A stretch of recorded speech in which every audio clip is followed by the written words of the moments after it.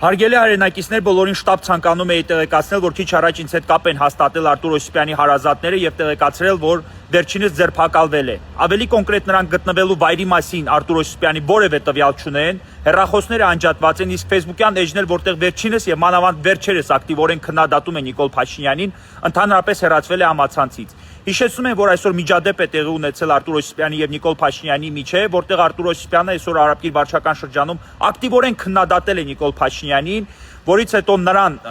քարշելով ուղակի հեռացրել են Փաշինյանի մոտակայքից, իսկ դրանից հետո էլ Փաշինյանը հրապարակային հայտարարել է, որ Արտուր Օսիպյանը եւ նրա նմանները պետք է զոհվեին պատերազմի ընթացքում։ Իրեն թույլ է տվել նաեւ ավելի կոշտ արտահայտություններ, ես մեկնաբանություններում կտեղադրեմ այդ համապատասխան տեսագրությունը, կհետևեք ինչպիսի հայտարարություններ է թույլ տվել Նիկոլ Փաշինյանը, որից հետո կրկնում եմ, Արտուր Օսիպյանին ձերբակալել են։ Այս պահի դրությամբ նրա գտնվելու կամ նրա դատավարական կարգավիճակի մասին որևէ տվյալ չունեմ, քիչ հետո հանդես կգամ համապատասխան հայտարարությամբ։ Ամեն դեպքում տեղեկացնեմ, որ